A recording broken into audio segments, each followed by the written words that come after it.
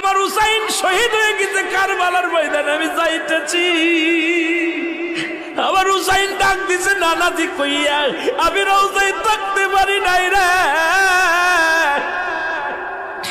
আমি হুসাইনের দেখার জন্য নবীজি রওজা থেকে উঠা গেছি। আলেমরা সর।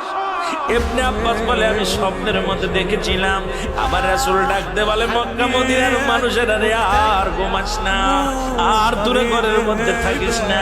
আমি নবী রওজায় ঘুমাইতে পারি নাই, কান্না সহ্য করতে পারি নাই। ওদিন আমিও ফাতেমার নদীও না আমি সহ্য করতে পারি। আমার হুসাইন যখন ডাক দিয়েছিল না নাজিয়া মুহাম্মাদ